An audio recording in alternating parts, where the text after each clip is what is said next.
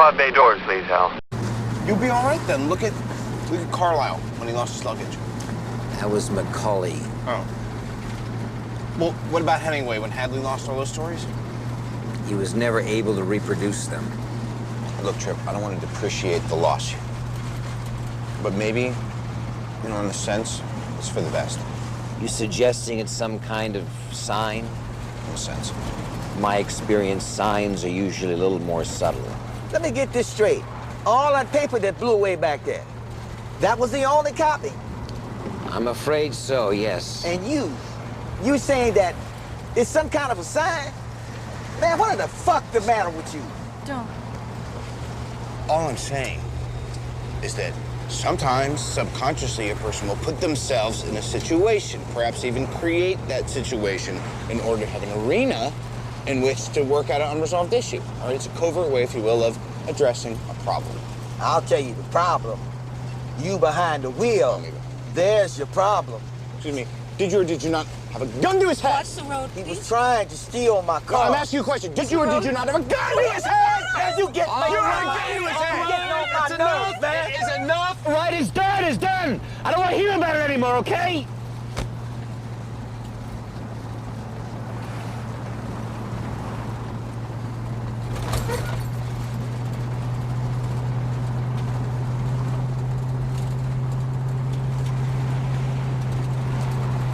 So what was it about? Your book. What was the story? I don't know.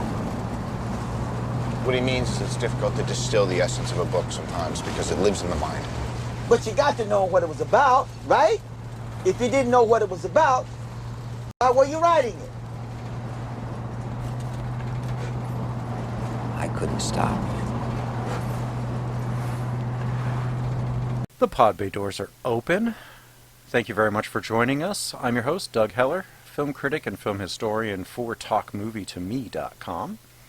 Here, as always, with my partner in crime, who helped me figure out how to get a garment bag, a dead dog, and a tuba to fit perfectly into my trunk. Jerry Dean Roberts, film critic for ArmchairCinema.com, ArmchairOscars.com, and OverThinkingOscars.wordpress.com. How you doing? I'm sorry I shot your professor's dog. I know we weren't exactly simpatico, but that's no reason you should have taken two in the chest. I'm sorry I shot your girlfriend's dog. Yeah. Sorry. She's not my... Oh. We're talking about Wonder Boys, and I love this movie so much. This, and I'm going to make a bold claim, this is Curtis Hanson's best film. It is. I say that knowing full well that he made L.A. Confidential, which is a great picture. He had a tendency, R.I.P. by the way. Yes, regretfully he had years ago.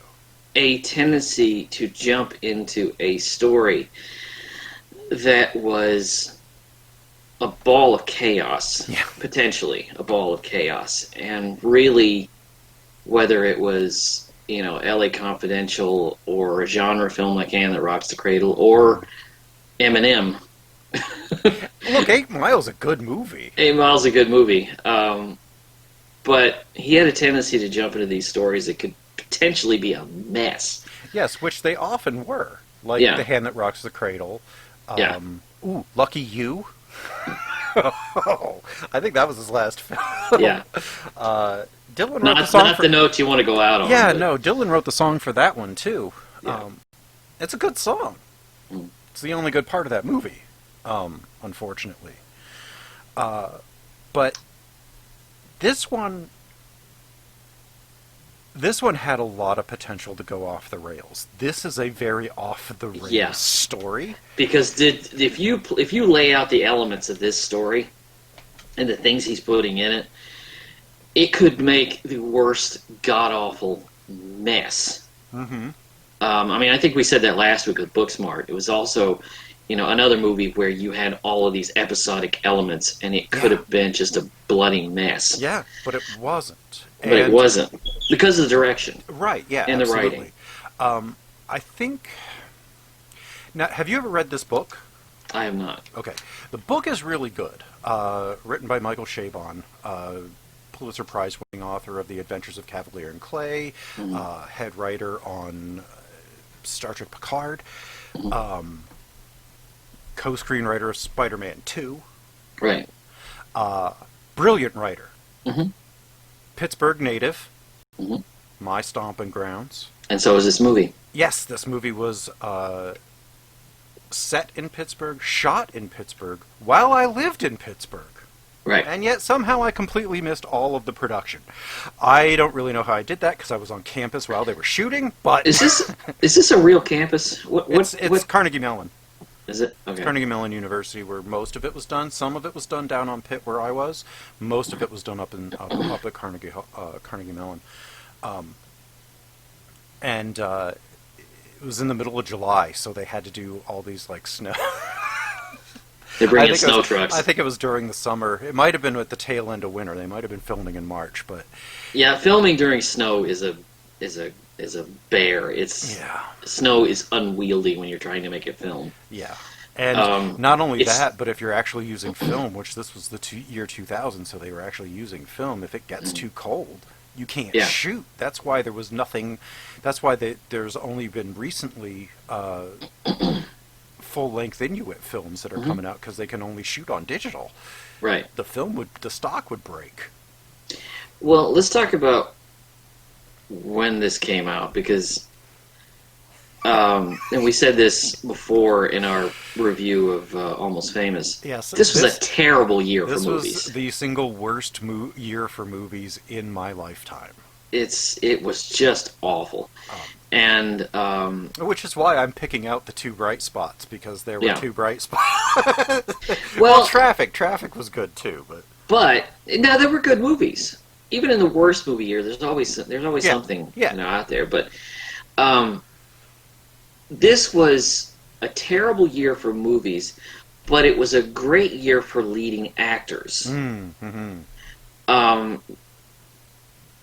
I remember when the nominations for the Oscar came around. Sorry for the bump, folks. I remember when the nominations came around. Yeah. I didn't think Michael Douglas was going to be nominated. I thought Michael Douglas was going to win an Oscar. He probably should have. And I was dumbstruck. The fact that the only nomination this film got was for Bob Dylan's song. And the screenplay. Was the screenplay nominated? Mm-hmm. It was. Steve Klove's... It should have been. I'll tell you what. The book is... This is one of the most faithful, least closely followed to the book adaptations I have ever seen in my entire life. Right. There is at least half of the book that is not in the movie. Mm-hmm. Sounds like The Godfather. Scene-wise. But the way Kloves did it, in the book, he goes up to Emily's house and he sits the Passover with them. Mm-hmm. Oh. Okay. And it's a whole long stretch in the middle of the book where he's at Emily's house with her parents, talking to her, working through their problems, deciding to get divorced and all of this. But he condenses that down into that one scene without ever even talking to her. We never meet his wife. We see a photograph of her, and that's about it. Right. She's in the book. She is an adopted Vietnamese woman that was adopted by a Jewish family in northern Allegheny County. I think Carvel, Pennsylvania, or something like that. So I loved the book is awesome. The book is great. And the movie keeps the spirit really well. So this is the same screenwriter that did 7 of the 8 Harry Potter movies? Mm-hmm. Yeah. I think he's a magnificent adapter because he pulls out a lot of the stuff that is uncinematic and replaces it with things that are cinematic. I know you have a lot of problems with the Harry Potter movies, but I think they get better as they go along. Well, my issue is they're clipped versions. They get down to the bone without ever really getting the meat on it. Well, Without ever really getting the meat on the story, and that's a problem because the whole world that J.K. Rowling created largely is seen in the first one. The rest of them get down to business, and that's it. Mm-hmm. It's the story, but it's without all of the fruits that you remember from the book. I would disagree with that, mostly because I think the books have a solid core story, and most of the rest of the things that she did to it were irritating. I like the rest. I like the bulk. I like the books. Mm-hmm. I like the movies more than the books. I'm the other way around. Most people are. But when it comes to this, I gotta say this, when it comes to this, I'm very surprised because I was listening to an interview with Michael Douglas about this, of why the movie didn't succeed, and it wasn't promoted properly. it wasn't promoted. It was dumped in February. He said the poster makes me look like if Michael J. Pollard were he said it looks like if Michael J. Pollard were playing a pedophile. Yeah. It's just him, and it tells you nothing about the movie, and it just looks creepy. Yeah, and he's like just standing, like turned to the right, looking over his glasses. Yeah, he looks like the professor who's about to have sex with his student. Right. Or it's the worst possible about the author picture that you could possibly imagine. Exactly. And it came out in February, and he got nominated for the Golden Globe. But again, they didn't promote it right. They didn't really know what it was about. Right. They couldn't. The trouble is that it is a personal drama comedy set in the world of university creative writing. Mm-hmm. That's not particularly relatable for a lot of people. Yeah. It is for me. It's relatable for us. It's not relatable for normal people. But I'm telling you, I went to see this when it came out. So did I. I fell in love with it. Me too. And I couldn't get two people to even listen to the... And they gave it... And I'm sorry, but it has a lousy title. It does not have a title that is relatable. It sounds like a superhero movie. Yeah, see, it's good for what it is trying to depict. I know where the title comes from and why it's there, but I kind of agree that they might have needed something different for this. I'm sorry, but that title sounds like one step down from the ambiguously gay duo. I know, right? Yeah, no, it's true. It's true. It's very, very true. But what you get to the movie, it's wonderful. I saw this. This is actually my a great story about this. We when this came out, they were redoing the waterfront in Pittsburgh. Mm-hmm. For decades, it had been just blast furnaces and steel production factories and stuff. And then all that closed, and there was just a whole bunch of vacancies down on the waterfront. Yeah. Nothing really to do, couple stores. So they started building it up, and they put in, at the time, a Lowe's. Mm-hmm. Mega stadium seating theater, and it was so new that they were I thought you were talking about the hardware store. No. That's on the other end of the waterfront. It actually was bookended by Lowe's. There was a Lowe's hardware store on one end and Lowe's the movie theater on the other. And I got to see this movie. This was the first movie I ever saw there. It was for my birthday, and it was $1. It was like dollar days. We saw it on like a Monday. And I went with my sister. And I think we were the only 2 people in the theater, and I adored it. She actually really liked it too, which is rare. We don't usually agree on movies. But I went to see this on a Tuesday.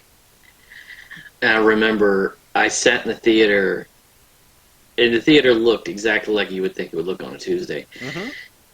I love Tuesday movies. About a smattering of old people, and that's about it. I think probably about 20 minutes into the movie, some guy comes bumbling in, sits in the second row, and watches the movie for about an hour and gets up and leaves. You know, I mean, that's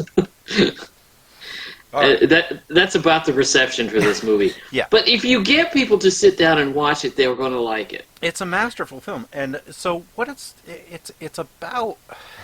Well, it's about a lot. It's set in Pittsburgh, based around Michael Douglas's character Grady Tripp, who is a kind of a fading literary Grady star. Tripp. If there was ever an author's name. Oh my God, I love the name.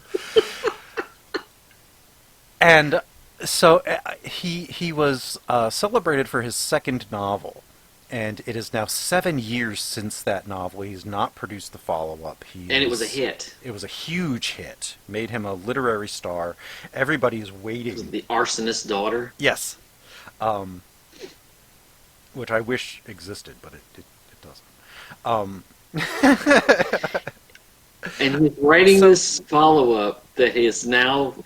It has now tipped over 2,611 pages. Single-spaced. Single-spaced. On a typewriter. Did you notice that? Nobody's writing on a word processor. Did you notice that? Yeah. Yeah. I mean, this is right at the end. Well, I understood. James is an old movie buff. He's a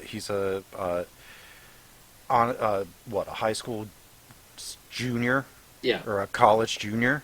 Sophomore. I was that age. I was a sophomore when this came out.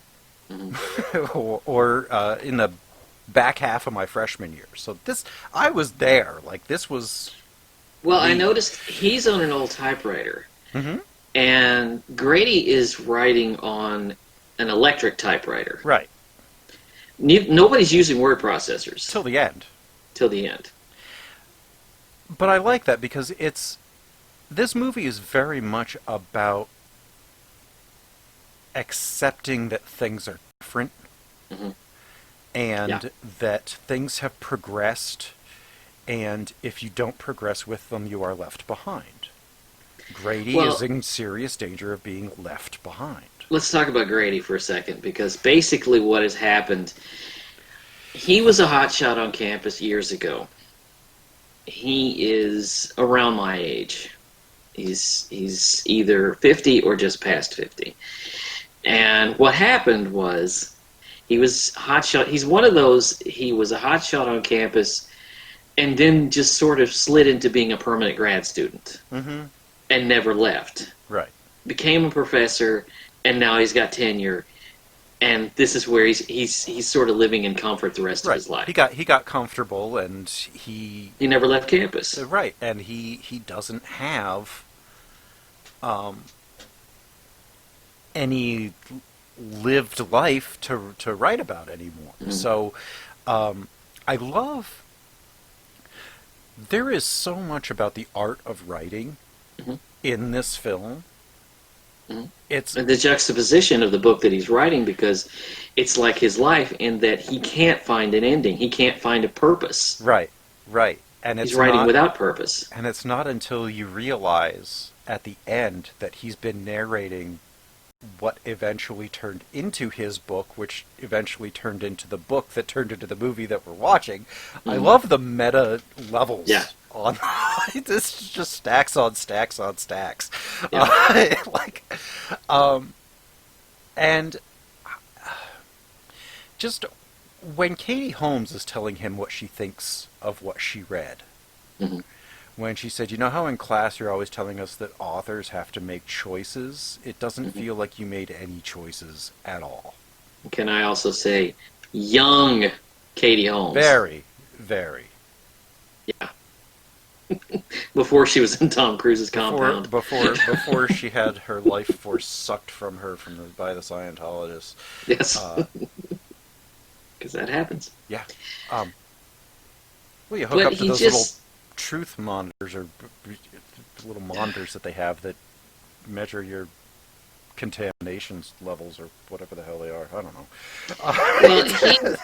Well, he sort of, every day is every day. He doesn't seem to have any trajectory. Right. He was a success years ago. And he's been riding on that and never tried to re-up it and keep it going on a new thing. He's just... It's the follow-up syndrome. Yeah. Yeah. It's kind of what happened to Tarantino after Pulp Fiction.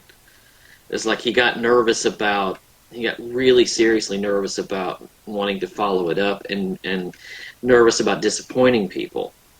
Yeah, you know, and somehow we still managed to get Jackie Brown, which is one of his best films. Right. So... But I mean, you get it. You understand. Oh yeah, absolutely. Because he was a huge phenomenon. I think he won multiple awards for it, and he was afraid that his next thing wasn't going to be as good. I think he's just scared that it won't be as popular, so he just wants to ride out what he has, and I get that. He's crippled by his fear, and his fear is mounting in the form of this massive novel. Right. He's going through horse genealogy and their dental records. Dental records of the.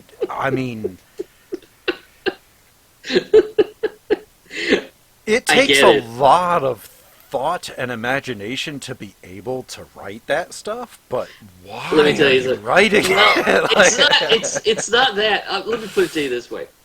I just wrote an article for my blog, for my Overthinking Oscar blog, about comparing the Academy's response to the COVID, the COVID-19, with how the Academy handled the Great Depression.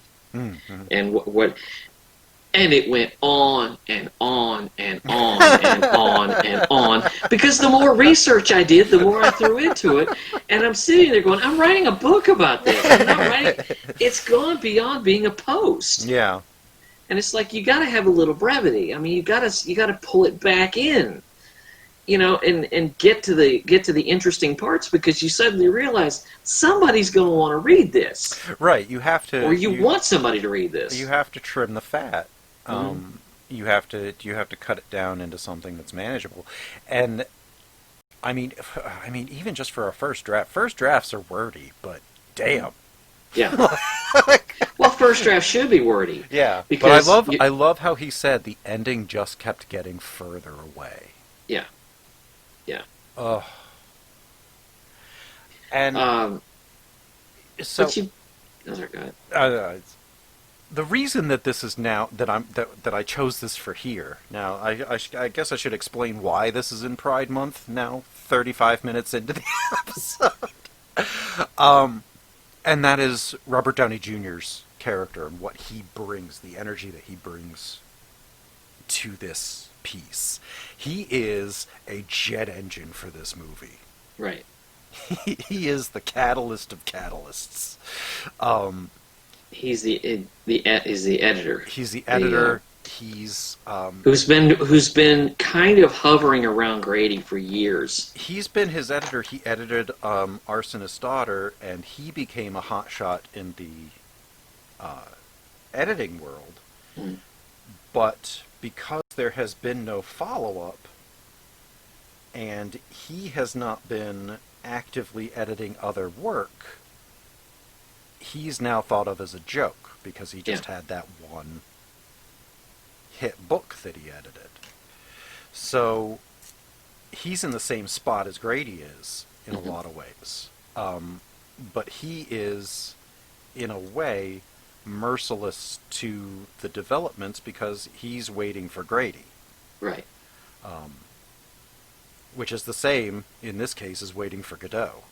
Right. It's just nothing's It's not going to happen. Yeah. Like, so, now,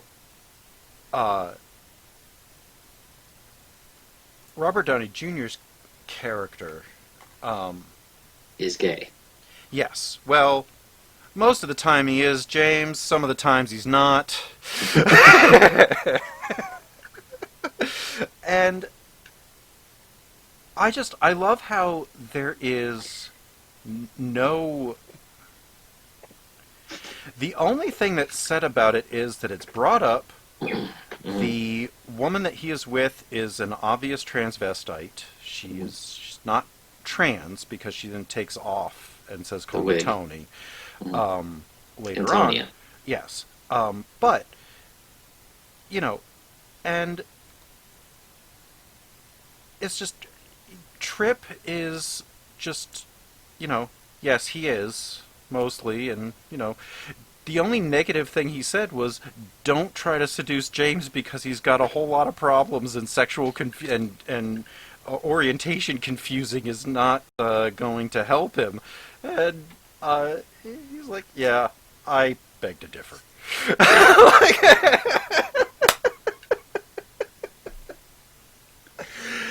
Yeah. And it turns out then that James is also gay, the Tobey Maguire character, or at least bi. Well, yeah, I think experimenting and finding out about himself. But... Here's where it is, and here's where I saw it. And this goes back last week when we talked about Booksmart. I was doing some research. I found out that Beanie Feldstein, who was in that movie, is dating a woman. Someone asked her, "Are you a lesbian?" And she says, "I'm not gay. I just date people. Right. I date a person, not a gender. Right. One side or the other." I see the Robert Downey Jr. character like that. Right. He's kind of Lando-ish. It's if a person likes him, he'll sleep with them. Right. He's not interested in staying on one side of the fence or the other. Right. So there's no label on it. No. He's I'm trying to think of the name. There is now a name for it. Mm-hmm. This was a new thing for me. I'd never heard of this. Oh yeah, yeah. He's not. It's called. It's not polyamory. That's loving more than one person at a time. It's not pansexuality. Yeah, pansexual. Yeah. So he's a pansexual before there's a name for it. Yeah. Kind of like Lando Calrissian was a pansexual long before there was anything. Well, and you take off. You get to with these characters. Everybody has another layer. Mm-hmm. There's not a stock character here. No, not in the central cast. Now you do get some sort of upper sort of priggish, literary types. Q. Here's the problem. Okay. Grady is stuck on this novel that he's been writing. He says he doesn't believe in writer's block. I don't think he has writer's block. I think he just doesn't know where to stop. Right. On top of that, he's got this kid who's a compulsive liar who makes his life difficult. On top of that, he's also having an affair with the department heads. The chancellor, who is the department head's wife. Right. His boss's wife. Frances McDormand. Who is basically his boss's boss. And she's pregnant. Yeah, with Grady's baby. With Grady's child. And there is a literary festival going on. Which, let me tell you something. Have you ever been to a literary festival? I can't think of a less interesting thing to have a festival about. Oh yeah, this is... When you watch this movie, it's exactly like being there. It's a bunch of eggheads rubbing. It's a bunch of eggheads rubbing their egos together. Yeah, just drinking and pontificating and using a lot of $10 words. Right. Let me put it to you this way. I love the fact that Walter Gaskell, played by Richard Thomas, the head of the department, is writing a book on the American mythopoetics of American marriage through the union of Marilyn Monroe and Joe DiMaggio. Yeah. It's like, if there's ever a book I will use for firewood. Oh, man. I mean... You wrote that book out of your own ass. I mean, and it's not going to be read by anybody. No, the only people that are going to read it are the people that are trying to interview for a new teaching position at the school, and they want to impress him by having read it. Like, I can't, like, that's not... Oh. American mythopoetics. What the hell is that? That is... That is, I'll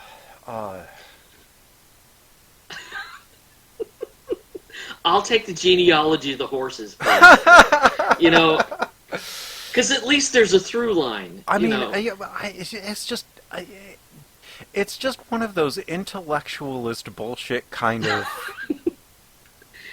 It's an I'm going to say a whole lot of words and make this weird argument, and it's going to be so dry that you're going to agree with me because you don't want to find out if I'm wrong. Like, it's like, we'll just accept this as true because we don't want to investigate it any further than what we have.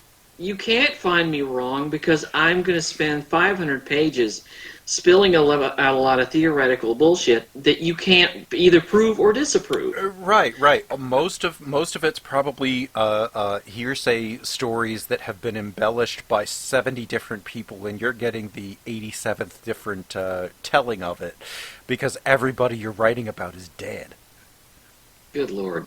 I mean, I love it. I love when he says what it is. It's a masturbatory love letter to his own intellect. Yes.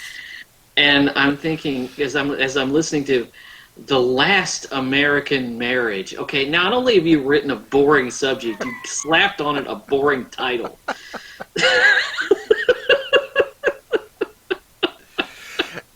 And the worst part is, that is not an uncommon theme for a book in academia. But let me tell you this. I'm working on a book myself. I'm working on a book about Disney movies. I finished my book. Yeah, I've gotten through the first draft of my Orson Welles book. But it ain't mythopoetics, I'll tell you that. Yeah, you sit down and you write and you think, okay, and in the back of your mind you're thinking, okay, somebody's going to read this. You hope. You want someone to read it. You want someone to read it. You're assuming that if you put this book out, you get a publisher, and you actually get it, like in a bookstore, that at least one person will read it. Mm-hmm. You know, one person that's not you. And you want to have a point. Yeah. You don't want to spin around this theoretical bullshit, you know, that goes nowhere. And then people stand around at parties and congratulate you on your intelligence. You're right. Like, I recently have just kind of been going back and trying to, you know, think. I saw a tweet that said, you know, who's your favorite, have you ever found like an academic writer that you don't necessarily agree with but will read everything that they write? And I'm like, no. I don't. No. I realize I have. If you could look over my shoulder, Jerry can look over my shoulder. I have an entire shelf, an entire bookshelf full of film books, theory, class, school books that I used in college and stuff that I bought, academic stuff. I've read maybe 4 of them. All the way Look, through. I've got my Bible right here. Uh-huh. My Inside Oscar book, because I write about the Oscars. Because it's an interesting subject to me. Because the guys who wrote it made it interesting. Mm-hmm. Because they had a point. Yeah, I remember I read this very difficult book on Kubrick just out of college. So I have my film studies degree. I'm like, I'm going to read this academic book about Kubrick, and I read all of it. I remember none of it. I remember everything I've ever read except that book. Yeah. Like, my brain just captures the images of everything that I read and see, and it's just partially photographic memory. I can't remember anything about that book. It made no sense to me whatsoever at all. But that scene where he's in, because it's at the end of the movie. The department head is announcing that James's book is going to be published By Terry Crabtree, which by the way, Jr.'s character. He gets the name wrong, by the way. He does. The Lovely Parade. The Lovely Parade. It's the Love Parade. Which is an old movie. It's the title of the movie. And then he announces that his book is published. And he says it was such grandiose. And I'm like, oh my God, get off of it. Put it in a tweet, for God's sake. I mean, and, well, look, we knew John Boy was only going to get so far. Right? Right. I mean, staying up all night reading his books, we knew he wasn't going to get very far. Right. And this feels like this is what happened after John Boy left the farm. Like, and wrote his books and wrote the story of... Oh, exactly. Yes. Yeah. The story of the family. Yeah. This is a perfect extension of where John Boy, I think, would have gone. Yeah. If the Waltons were a contemporary piece, this is. But it's interesting. It's like going back to Grady. I think it's either one day or a couple of days. I think it's a couple of days. It's over the span of about a weekend. I think it starts on a Friday afternoon and ends somewhere around a Sunday morning or a Monday morning. Well, I don't know, because she has the baby. Oh, well, it ends months later. Okay. But the actual adventure ends in about a weekend. Well, because she only has just found out that she's pregnant at the beginning of the story. The end of the movie is about a year later. Yeah. But he says, I don't believe in writer's block. And like I said, he doesn't believe in writer's block because he keeps writing it. Right. He's not blocked. He suffers from, I don't know, just an inability to end. Right. Like, he doesn't know where it's going. He doesn't have writer's block. He has overwriter syndrome. Well, he gets hooked up with one of... He's also... and this is... Boy, in the Me Too era, this is dangerous. He's renting a room to one of his students. Who actively wants to sleep with him. It's Katie Holmes.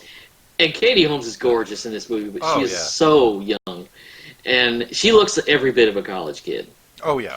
And she's in his house. She hasn't quite gotten to his bed yet, but, but he runs across this student who, I'm sorry, when you see Tobey Maguire in this movie, he looks like it's not going to be too long before he murders a celebrity. Oh, he is terrifying. He looks like he's going to kill a celebrity. He looks like he's going to stalk and kill a celebrity. Or he's just going to be one of those guys that you see. You know, he's the basement dweller. Yeah. That if this were 15 years later, he would be the basement dwelling troll, I think. That just kind in other words, a potential writer. Right, exactly. Because he's every bit of Eugene O'Neill. Yeah. He's every bit of Ernest Hemingway. He's every bit of those morose, sad, hard-drinking writers that you've heard about. Yeah. He's odd. He writes a story that is brilliant. Oh, yeah. But he's also kind of a weirdo. He is extraordinarily weird. Like, James Lear is the person you expect when you see Tobey Maguire. Right. He's always There has never been a problem for me accepting him in this role because, as far as I'm concerned, he is James Lear. Right. Like, in all the positive ways. I'm not trying to knock Tobey Maguire. I like Tobey Maguire, but well, he's great here. Grady goes to a party at or get together or a literary intellectual hand job where they're serving drinks at Walter's house. I don't drink. And usually. He sees James standing outside spinning a purse gun. Yeah. Like a little 22 that's got 2-3 shots in it. This is the gun that this is the kind of gun that what's his name in Maltese Falcon. Oh yeah. This is the kind of gun that Joe Cairo pulls on. Joel Cairo would have. Yeah. On Sam Spade. It's the kind of gun he pulls on him in that movie. Right. And it's just this little Derringer 22. Right. You know. And he says it's a cap gun. Right, but it is not. It's not. They don't even make the caps anymore. Right. But and the poor dog, Poe. Poor dog, screw that damn dog. I hate that dog. He's blind and he hates Grady because he knows that he's sleeping. It's this weird pit bull mix. And Grady comes back in the house and he sees the dog and he's trying to ease out the door and the dog bites him on the leg. Mm-hmm. And James shoots the dog dead. Yes. The Chancellor, Walter's dog and I weren't exactly like your quote, weren't exactly simpatico, but I don't think that earned him 2 in the chest, James. They managed to You could have get pulled this. him off of me. Yeah. After shooting.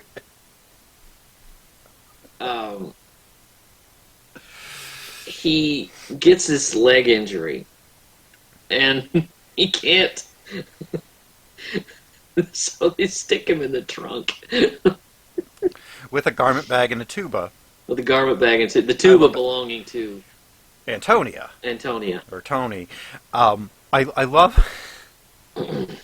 he raids Crabtree's pharmaceuticals because he knows he's holding, because he's a pill popper. And I just... And Grady smokes a lot of weed, by the way. Oh, a lot of weed. A lot. I love it. He's like, all I needed to do was get to my car so I could clear my head as he lights the joint. Mm-hmm. It's like, I know that is not head clearing. And I know this. Now, he spends the rest of the movie hobbling on this leg. It gets infected. Let me tell you something. I am about the same age as this character. I know that you now are the same age as he then. Yes. I know that when you get an injury like that, it doesn't go away. It's not going to go away. Even if you see a doctor, it's going to be months before you stop feeling it. And you're always going to have a little bit of a twinge, probably Right. when it gets damp. You know? Right. And Let me put it this way. I had a minor cut on my thumb back in November. We were recording this in mid-May. It's still there. The mark is still there. It's on my thumb, and it's like, I'm almost 50 years old. It doesn't go away. So I know that he's going to be hobbling around on that leg for a very, very long time. For a very long time. And if you notice, his father-in-law is the professor who is throwing the reception for Harry Block at the end of Deconstructing Harry. Mm-hmm. Yeah. Nice little pull there, because I'm listening to him like, I know that voice. Why do I know that voice? I was trying to imagine what this film would be like. I was trying to imagine what this film would be like, directed by Woody Allen. I don't think it would be much different. I don't think it could be much different. It would just be a lot whinier. Yeah. There's just these weird... the film is very episodic, but it's never fragmented. It never feels like, well, here's something funny, we'll just throw it at the movie. There's a guy who shows up who looks like James Brown. I love their little game that they play. Where they pick out somebody out of the room. They name him Vernon Hardapple. Yes.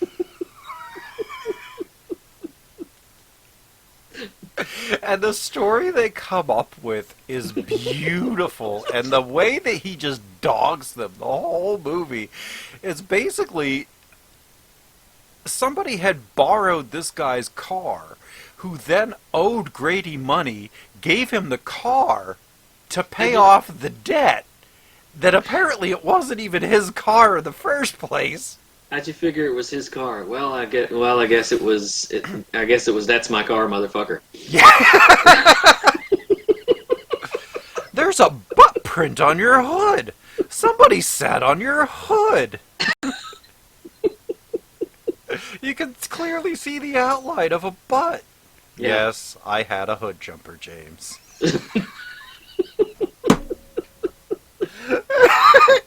Just Michael Douglas's reactions to what is happening in this are the anchor of the whole movie. This is his best performance, in my opinion. He is deadpan, sardonic, just nothing phases him, and he is having the single worst weekend that you could possibly imagine. He's having the single worst week of his life. And because everything that he's been sort of... all of the immaturity that he's been resting on for years is finally split open, and it's all spilling out. Yeah, an equally bad title for this could have been Murphy's Law, because everything that can go wrong does go wrong at the least opportune moment for Grady Tripp. Right. But he has this beautiful way of... and I say this because Michael Douglas doesn't really doesn't really play characters like this. No, he plays guys who are very confident, and usually what happens to him is he's usually done in by a woman. right, and he's usually not. He hadn't been in comedies in well over a decade at this point. Yeah, very, very few comedies, mostly dramas. Not always great movies. I'll tell you. But I mean, the last comedies that he did that were any good were like the Romancing the Stone, Jewel of the Nile, in the mid '80s, and then he was just a dramatic actor pretty Yeah. much after that. This was his first comedy in 15 years. And it's I mean- so good. He took so much of this performance and put it into Hank Pym. It's ridiculous. Well, and he didn't. He said it was a different character. Oh, yeah. This was far from Gordon Gekko Oh, very in far. Wall Street, and which that's a good performance. I think this one's better because I can relate to this character. I could relate to this character when I was 19 years old. Can relate to this character now. More now, but I could relate to him even when I was 19. Now, it's like looking at a mirror. It's such a natural. It's such a natural performance Yeah. that I try to imagine, and it's very much him. I try to imagine. I try to imagine what you take this. I always ask myself, what would happen if you took him out of the movie and you put another actor in the role? You wouldn't have the nuance. I You couldn't wouldn't. see it working as well. It would be a different film a with very somebody different else. film. Yeah. I mean, there are actors who probably could have done the role Yeah, very well, yeah. but it wouldn't have been what we got. And what It we would have been a got, different film. what we got is a great film.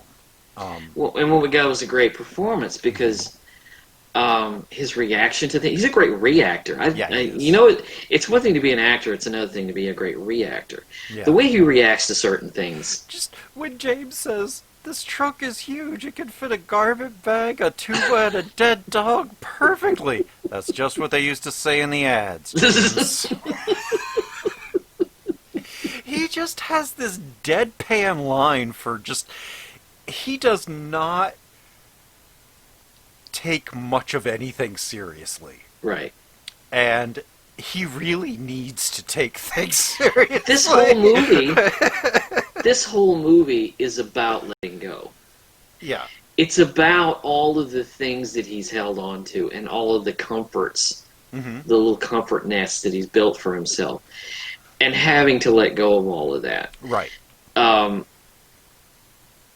The immaturity that he lives on gets him through the day, doesn't progress him through his life. But when he learns to let go, he lets go of a lot of things. His job. He loses his job. He loses his book. Yeah. That is heartrending. Yeah. When in the middle of the movie, you watch his book blow away in the wind. Right.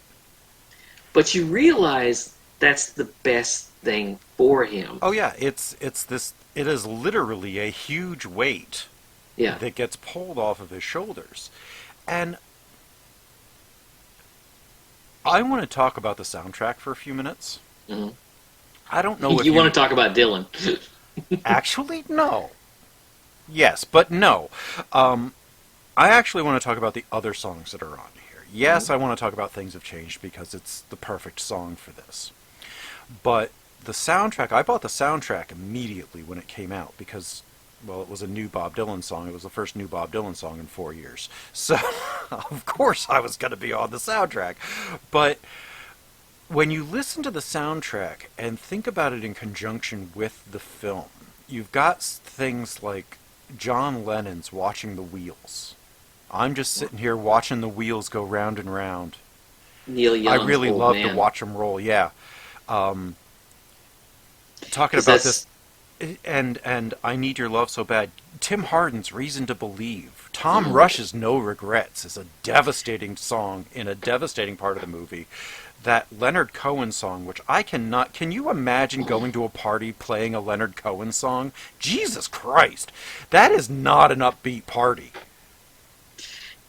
Can you imagine? And I love it when songs play a commentary because when he sends James back home with his parents, it starts playing "Old Man" Yeah. by Neil Young. Yeah.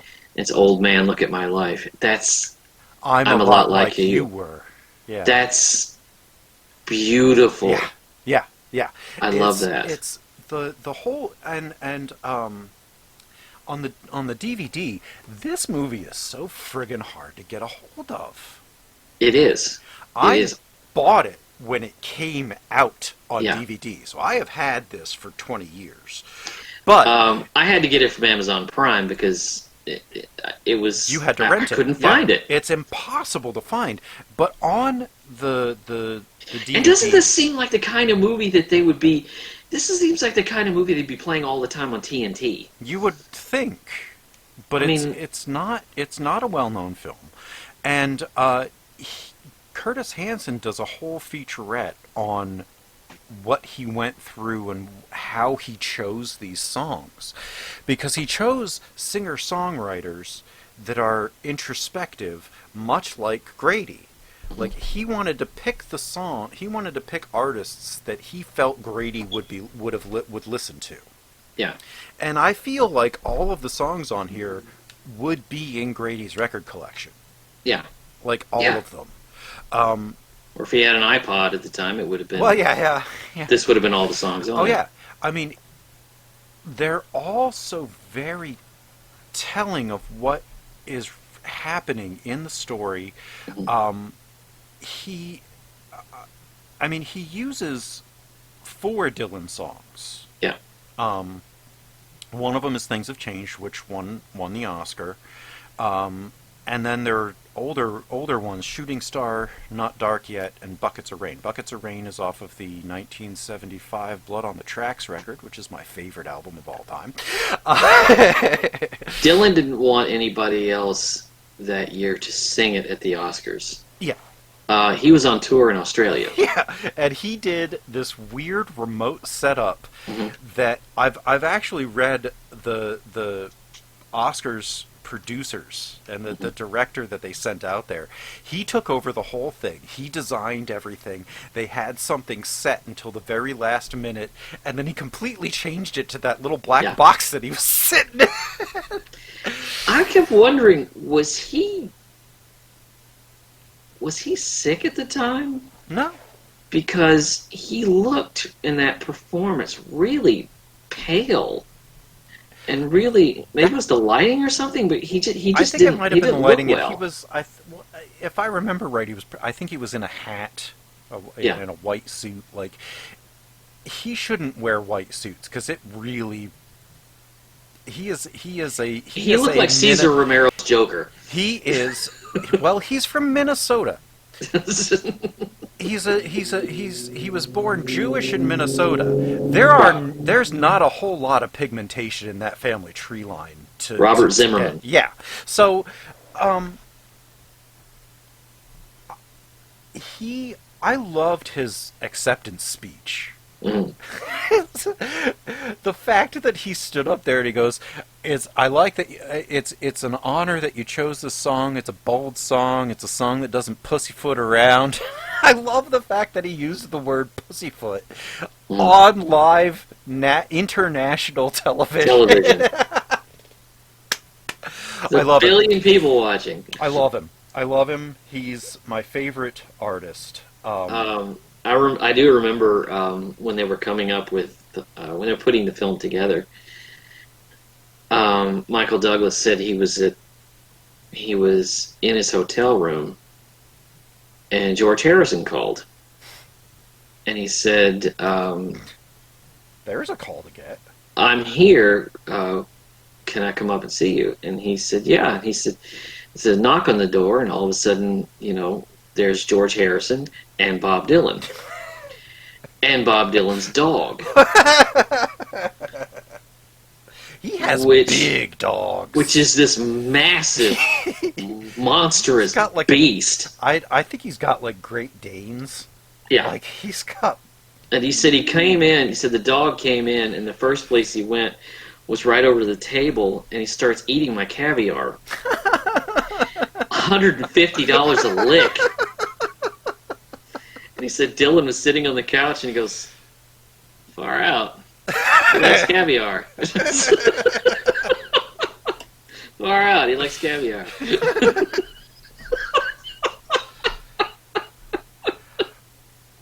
Bob Dylan is a very interesting character. Yeah. He is a character that I think Bob Dylan should win an Oscar for living the life that he has created. This character, Or a Grammy. Yeah. Well, he's got a few Grammys. Yeah. And he's got an Oscar. I love the song, but I'm going to tell you the truth. The song, for me, does well for the movie. For me, it doesn't play as well outside of the movie.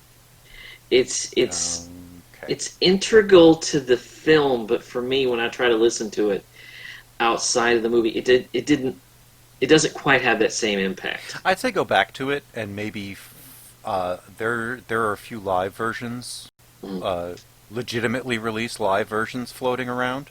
Yeah. That he changes his arrangements constantly. If you listen to Tangled Up in Blue on the record and then listen to it in concert, it's a different show. It's a different song. It probably is, but in the movie, it sounds very much like the music that would play over the closing credits. I've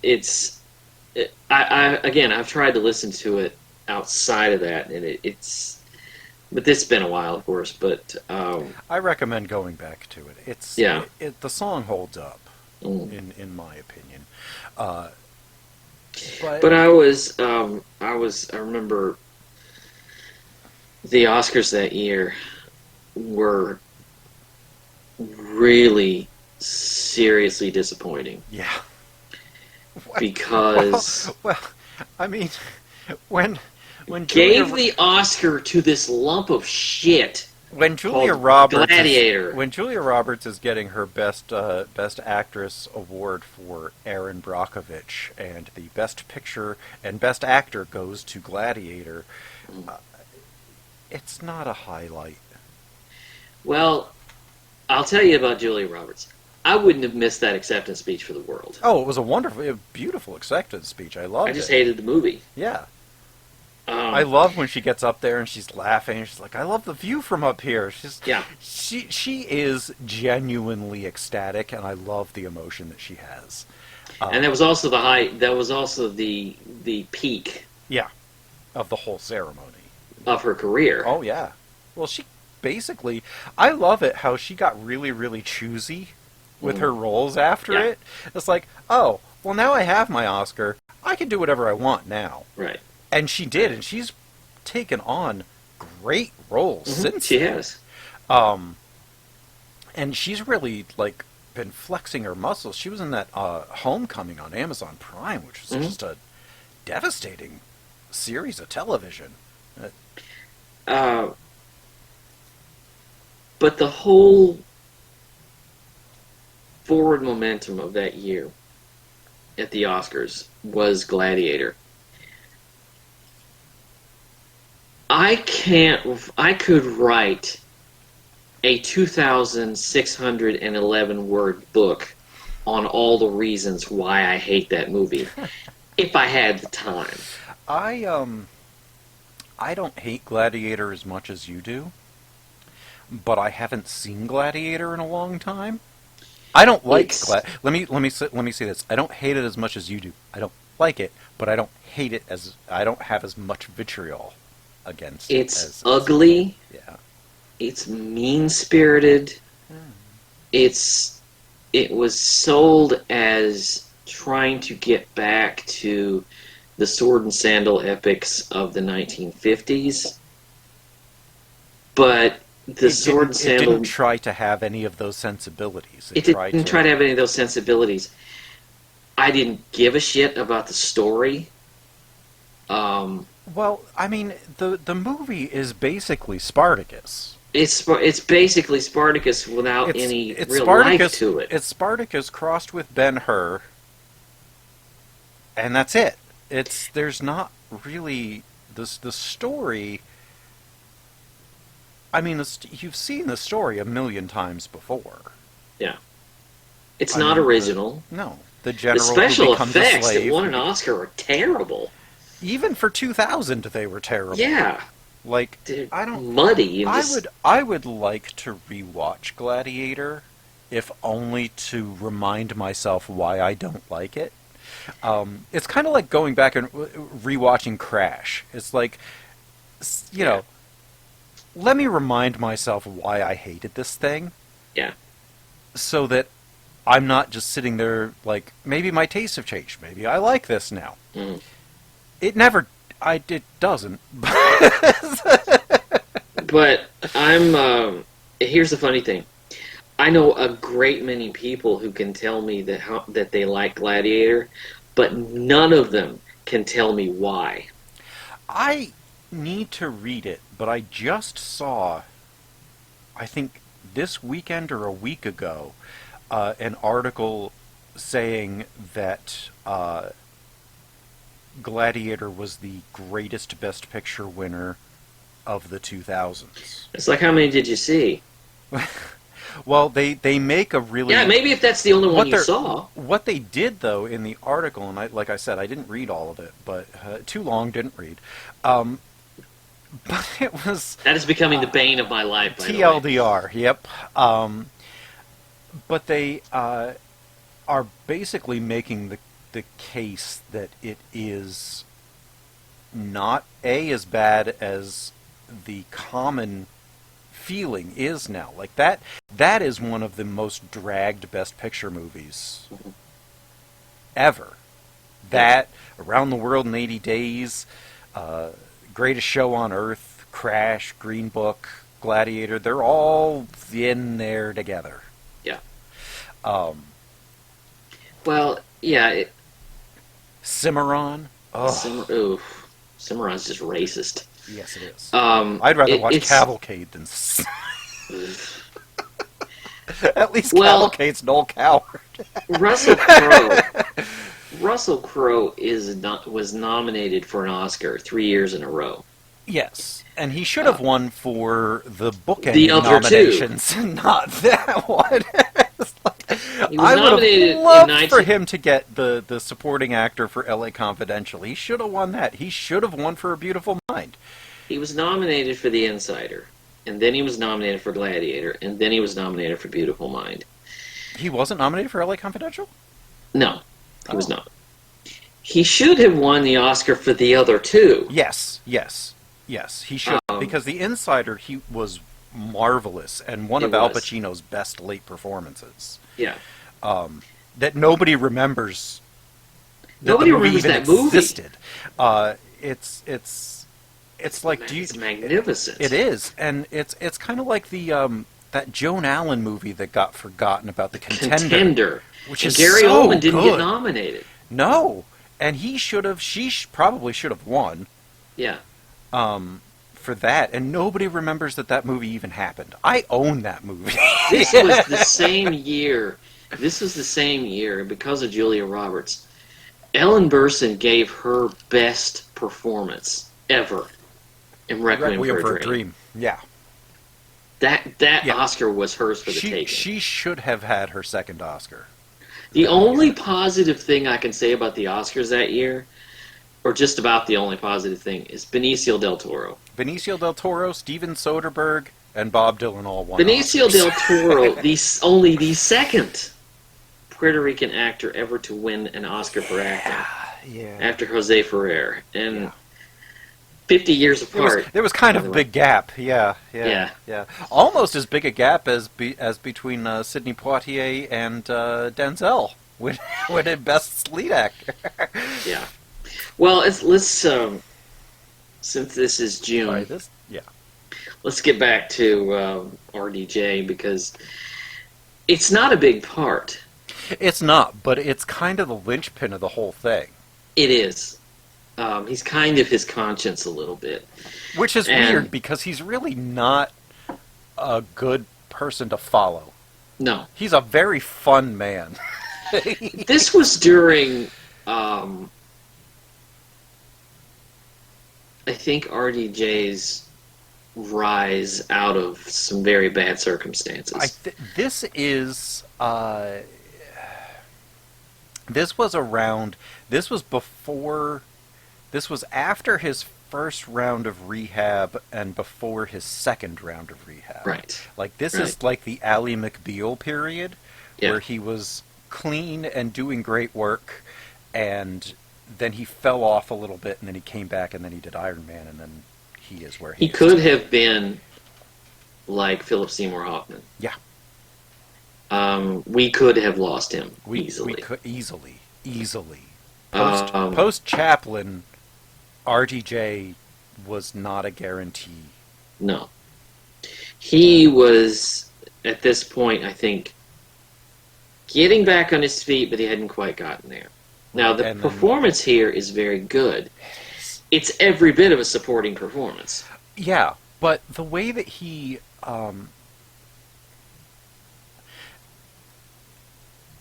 the time that he has on screen, he creates a vivid, lively, He does. wonderful character.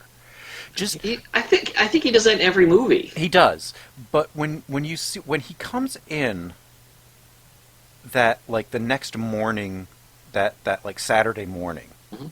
after the dog gets shot, things have started, but they're not out of control quite yet. Yeah. But they are very much spiraling off of the track because the dog's already been shot. The coat's been stolen. The Maryland Yeah, they coat's been stolen. they go to rescue James from his parents' house. Oh, this is before that. And they put the dog in the bed because his Yeah. grandmother keeps coming to check. Boy, don't you know that dog is smelling great? Oh God. I mean, it is winter and it's below freezing. There's a lot of But snow on the still. ground. It's being kept cold, but when they put it in there, I bet it warms up. Yeah. So, but when Robert Downey Jr. kind of pokes his head into Grady's office, Mhm. and James is sitting on the couch there, and just before the police officer comes, and he looks in and he goes, Puberty Patrol. yeah, and he just looks at James and he goes, Jimmy, Jimmy, Jimmy, Jimmy, Jimmy, Jimmy, Jimmy, Jimmy, Jimmy, Jimmy. And then he leaves. Yeah. Like, what? Yeah. But it's brilliant. It's like this, it's him connecting and him just kind of zeroing in. And it just, he's just so good here. Mhm. And this is one of his best performances, too. And they don't point to the fact that he's gay or bisexual or, Pan or whatever his orientation, whatever Terry Crabtree would identify himself as. They don't. It's just kind of like Amy in Booksmart in that it's there. just a part of it. Mhm. It's just happening. It's just there. And I think that, again, this was in 2000. Yeah. That level of acceptance of homosexuality were different orientations than straight. Mhm. Positive depictions were hard to come by, Right. even in 2000. I mean, he had done it before. Yeah. In Home for the Holidays. Mhm. But I'm impressed, especially the time period, especially this being 2000. And it becoming such a part of the tapestry that people are not, you don't have to make movies about this anymore. Right. And the attitude, just they bring it up, like Mhm. James says, is he gay? Like almost like, should I be around him? Is it a bad thing? Most of the time he is, James. Some of the times he's not. Mhm. Just it doesn't matter.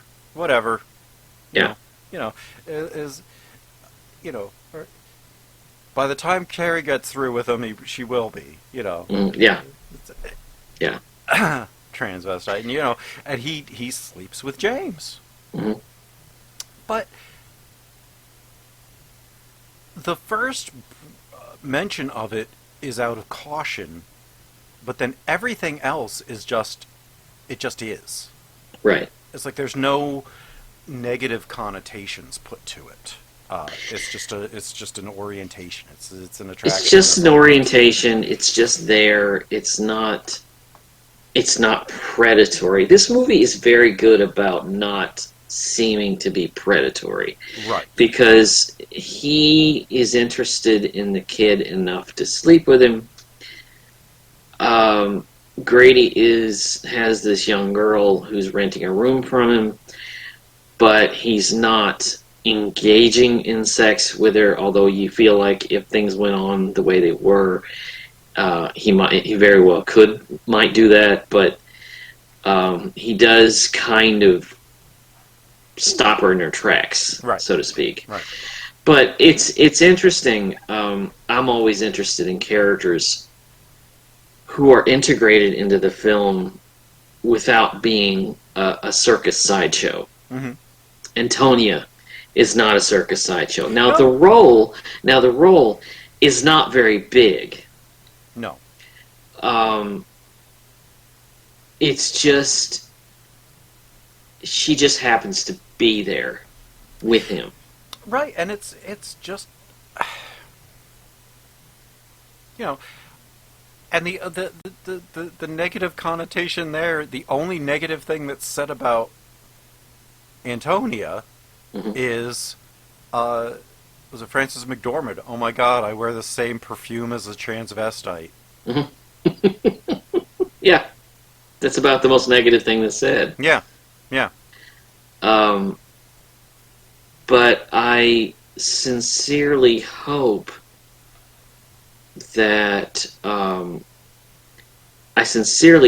that we are getting now down to a time when it's not the gay best friend, mm-hmm, or the shameful, as we're going to talk about next week, mm-hmm, the shameful thing, or just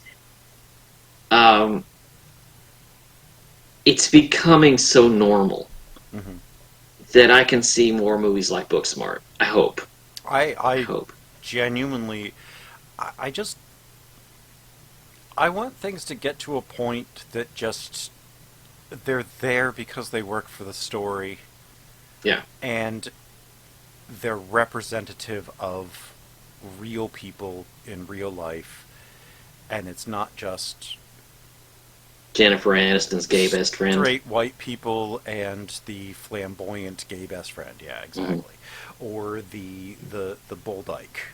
Yeah. I'm sorry for using that yeah. term, but because it was a nasty term, but that or the well, and I'm happy that we are progressing to the point where normal things that should be normal are being normalized.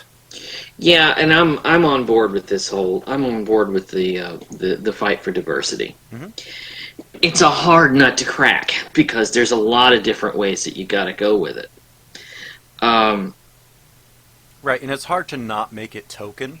Right, and there are, I will say, a lot of limousine liberals in Hollywood, and you got to kind of push through that to get the intentions are there, but often the intentions are there, but what actually comes out of it is sometimes not there. Right. Because you want there to be diversity, you want there to be an attention paid to these people or these people. You don't want to leave anybody out. But there are so many groups of people, and only so much time and so much limited space. Right. So if you want a fully inclusive, say you're doing like an ensemble piece and you want an inclusive, and you pick, there's a white girl, a black guy, and an Asian guy, and a black girl, an Indian person, all of this. It's like you get one from each thing, from each. But then you don't want to look like you're pandering. Well, if if you make a conscious effort to have every single one person a different ethnicity, a different race, yes, that is catering.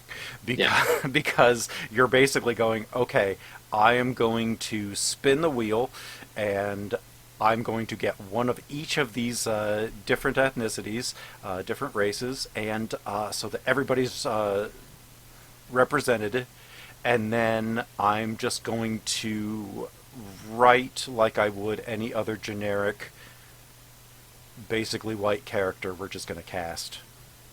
Yeah. You know, what I love is that there are more characters being written for people of color or LGBTQIA plus people. There are more actual real characters being written for them. Yeah. And it's not just this character could be white, or it could be any race, and they just cast a person. But there's more. We are writing this for this race, for this person to speak out for the inclusion of those people. So you go back to a movie we talked about a few years ago, which was Carol, which was, of course, based on a book, but it was written specifically about the experiences of gay women. Right. You can't transplant that story to a story about straight women or to a story about gay men. Yeah, it's specifically about gay women. In a specific time. Right, in a specific time period. And I like that locking in of those specifics. Mm-hmm. If you tell a story about an African-American mother raising her kids, it should be about specifically about that experience. That you can't it should be specifically about that person and the culture and the specifics under which that would take place. Now, you don't have to write it and lock it down to stereotypes, but it should be identifiable to anyone who's in that specific place. Right. You write a story about Mexican immigrants. It should be about the Mexican immigrant experience. Right. You know, without the white savior, without all of that other stuff. Right. Now, the thing is, and this is a topic that I'm extraordinarily interested in, which I feel which often people get a weird look on their face because I'm a straight male. I'm interested in watching the image of gays and lesbians change in the movies. It's really cool to watch that kind of progression. And, you know, the trouble is that there is just as much exploitation, specifically there is, of lesbians. Yes. To have, you know, hot sex scenes. And it's kind of a debasement. Luxuriated. Yeah. And it's not there for story, it's not there for character, it's there to get teenage boys to have a boner, which is like the easiest thing in the world, I think. It's written from a male perspective. Yes, always. So I think that the change is good, and I like that this for all of it not being particularly remembered. Yeah. This did start. I hate that. I do too. That's another reason why I kept wanting to talk about it. It's one of my favorite movies, and mine too. It's just completely overlooked. It's forgotten, and I've been talking about this thing for 20 years. And again, I would say, if TNT would buy this and run it constantly, like they do a lot of movies, run it on a holiday, this would become a classic. This would become a classic because people would discover it, and that kind of basic cable run would get it in front of people. Mm-hmm. The problem is it's kind of buried. Yeah. Because you had to look for it. I had to look for it. Yeah. Yeah. The only reason that it was very easy for me to find was, again, because I bought it 20 years ago. Yeah. It is not available on Blu-ray. Yeah. It has never been re-released. The only DVD you can find is the 2000 release. The 2001 version, yeah. Yeah. That was put out at the end of the year in 2000, but that is very regretful because it's a masterpiece. Yeah. It's Curtis Hanson's masterpiece, and Mm-hmm. it's hilarious. It's positive, Mm-hmm.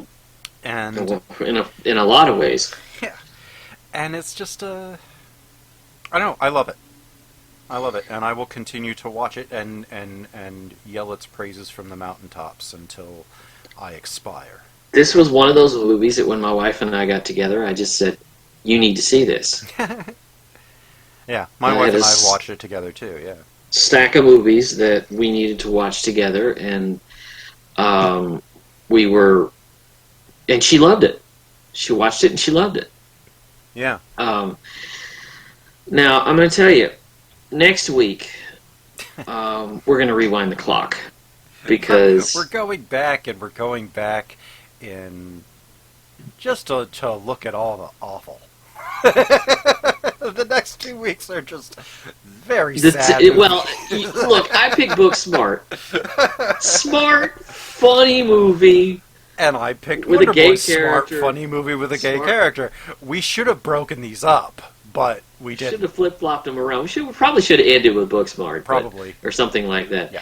But the thing is... But no, we're ending with Victim. Because we have to talk about this. Oh, yeah. Yeah. If we're going to deal with the positive progression, we have to talk about where it came from. Right, and in our discussions over the years in Pride Month, we've really kind of tried to focus on positive depictions on screen. Like last year with Ichimama Tambian and even Boys in the Band. The Boys in the Band, All About My Mother. All of those have been either fights to be looked at as humans by LGBTQIA plus people, or just representing them in a way that is not exclusionary and not these are the banes, these people are the banes of society and they're going to, send us all to hell or whatever. Then they're going to end up, living a miserable life and meeting a terrible end. Right. So I'm going to say we got to look at next week. We're going to talk about 3 films from the 1950s. 2 of which I've seen. We're going to talk about 3 films from the 1950s, all of which I think try to approach this with sensitivity, but also approach it with a sense of very much a sense of sadness. Right. We're talking about Tea and Sympathy, which is insane. Which I've not seen. So I'm ready for that one. Put on your seatbelt. You're gonna, because the ending of this movie, you're gonna bang your head against the wall. Because I know what it's about, and that's. The second one is Rebel Without a Cause, which James Dean was a hell of an actor. Whew, I haven't seen Rebel Without a Cause in quite a number of years. I'm happy that you chose it because it's always been one of my go-tos. I watched this a lot in high school. It's a love story. Yeah. Essentially, between he and the Salmenio character. However much the movie wants to not be that. Yeah. The third one is Young Man with a Horn. Which I saw once when I was in high school, so that's going to be a fun revisit too. Kirk Douglas. Kirk Douglas, Michael Curtiz. he has a wife that he suspects is cheating on him with another woman. But the movie never really honestly tells you that. You just kind of have to read down the line. And then the week after that, we're going to end this thing with Victim. Basil Durden's... That movie is a hell of a thing. Oh, yeah, it is. That is a bold film. Yeah. It's a British film. I'm looking forward to revisiting that one and talking about that one. That one, that is a very important movie. Very much so. And not shy about the subject. Very much not. It is everything you would kind of hoped for movies at that time to take on the system and the illegality of just being yourself. Yes. Even when you're trying to build a career. Right. And you know. And just because of the gender of people that you follow, that you're attracted to, somehow makes you bad. I don't. Doesn't make any sense to me, but that's what we're going to be talking about over the next few weeks. Before we get into some very, very, very wildly shifting things in July. We are all over the map in July. So that's going to be fun. You can find all of our back episodes, previous Pride months, previous franchise months, all of that, at podbaydoorspodcast.wordpress.com. You can find us on iTunes and YouTube. Check us out on Twitter at pod_bay. Copy and paste that handle into Patreon, and that's where you'll find us there. We thank you so much for joining us, and the Pod Bay doors are now closed. The mission has been completed.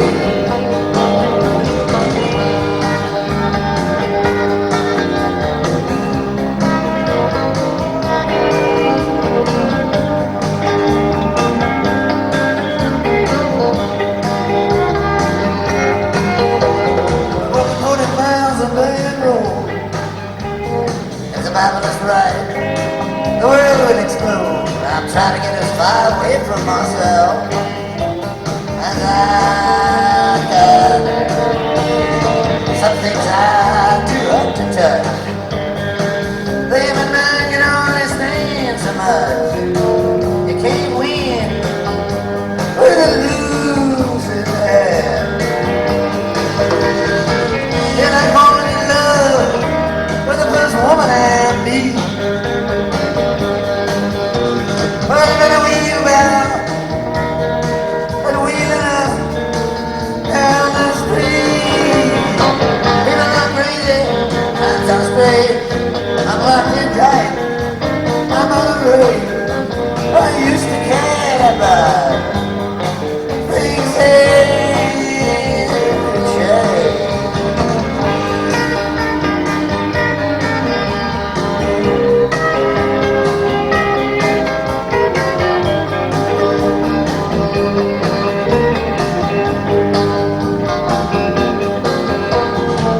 I heard easy, I just don't show it. You can hit someone and not even know it. Next 60 seconds could be like an eternity. When you get low down, gonna fly high. All the truth in the world, and up to one big lie. I'm in love with the woman that don't even appeal to me. Mr. Jinx and Miss Lucy, they jumped in the lake. I'm not that eager, not that eager to make a mistake. Even I'm crazy, times are strange. I'm lost in taste, I'm out of range. I used to care,